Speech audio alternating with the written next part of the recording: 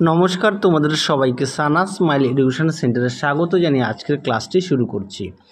আজকে তোমাদের সঙ্গে আলোচনা করব তোমরা যারা তৃতীয় পর্যায়ক্রমিক মূল্যায়ন পরীক্ষা দেবে তোমাদের জন্য ভূগোল বিষয়ের নবম শ্রেণীর ফাইনাল সাজেশান নিয়ে চলে এসেছি। তোমাদের এই সাজেশানের মধ্যে থাকবে তোমাদের গুরুত্বপূর্ণ 2 নম্বর, 3 নম্বর ও 5 নম্বরের প্রশ্নগুলো পৃষ্ঠার নম্বর সহকারে, যার পেজ নম্বর তোমাদের রায় ও মার্টিন থেকে দেওয়া আছে প্রতিটা প্রশ্নের পাশেই।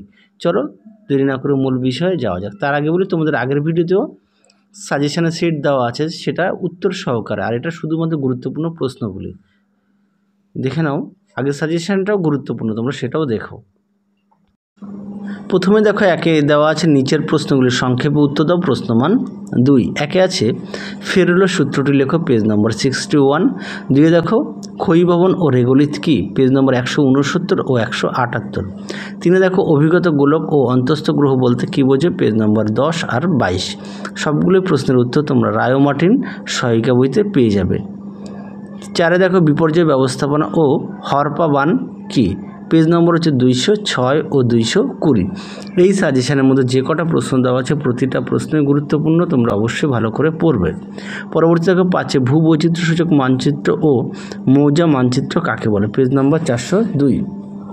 6 দেখো সুমেরু প্রবাহ ও আন্তর্জাতিক তারিখ রেখা কাকে বলে, পেজ নম্বর 54 ও 81। তারপরে দেখো 7 জিপিএস কি, পেজ নম্বর হচ্ছে 28।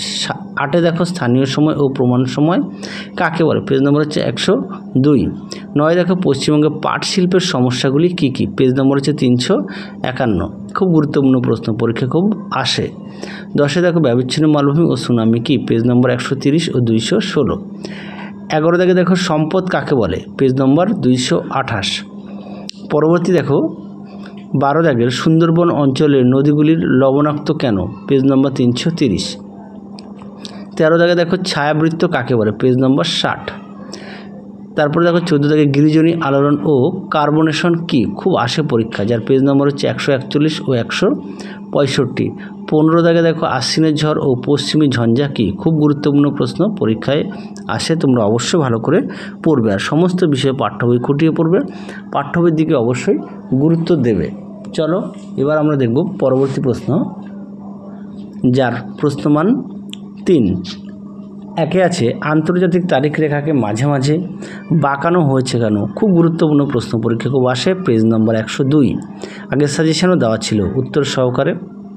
2 দেখো দুর্যোগ ও বিপর্যয় এবং আবহবিকার ও ক্ষয়ী ভবনের পার্থক্য লেখো, এখানে দুটি পার্থক্য দেওয়া আছে, যার পেজ নম্বর 214 ও 174।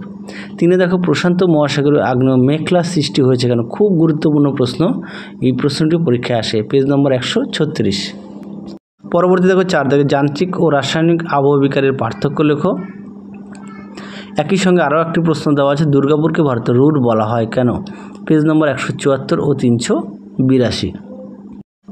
পরবর্তী প্রশ্ন দেখো 5 দাগের কয়লা ও পেট্রোলিয়ামকে জীবাশ্ম জ্বালানি বলে কেন, এই প্রশ্নটি গুরুত্বপূর্ণ প্রশ্ন, পেজ নম্বর 254।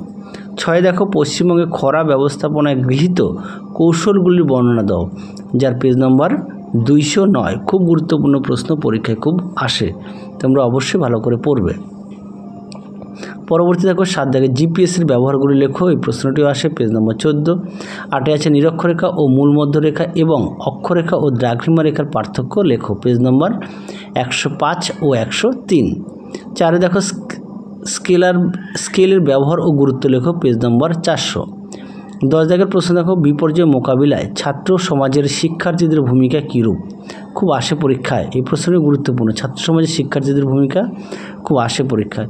11 দাগে দেখো পশ্চিমবঙ্গের চা পাট শিল্পের সমস্যাগুলি লেখো, পেজ নম্বর 352। আর আরেকটা পেজ নম্বর হয়তো 353-54 মধ্যে আছে।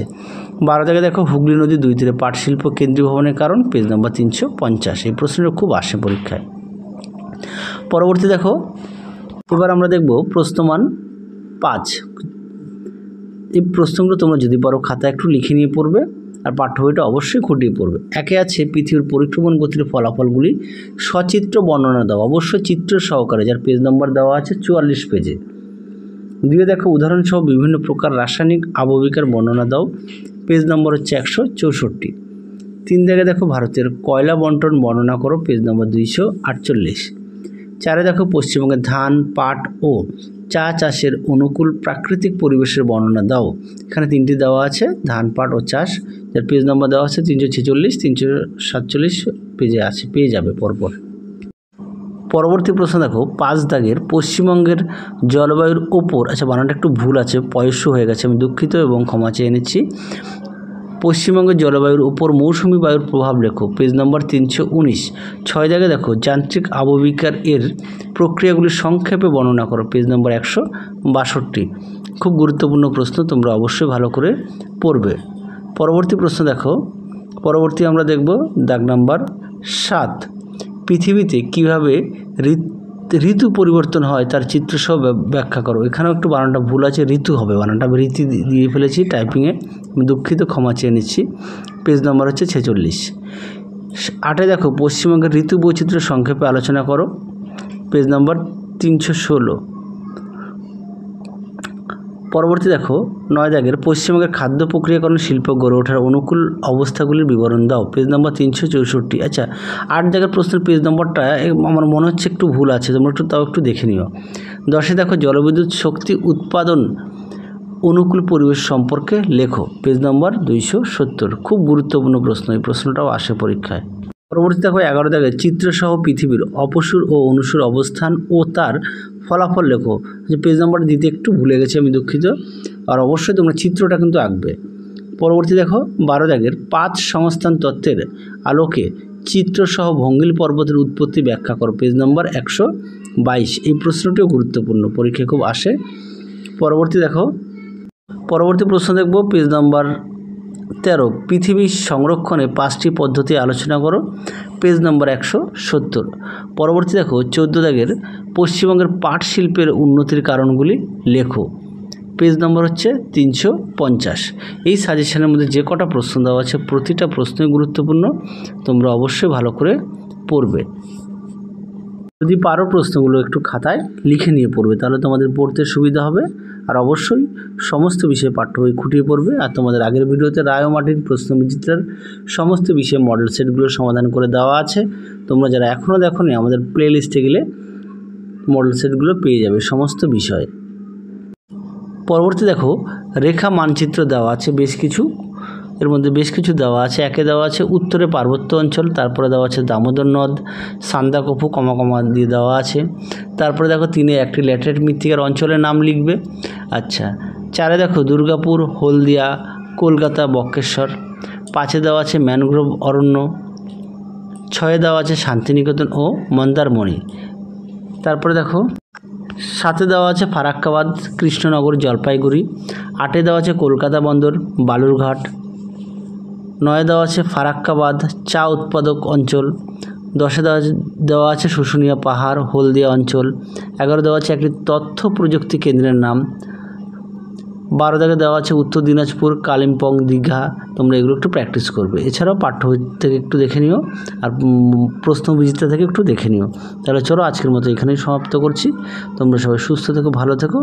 আজকের মতো টাটা।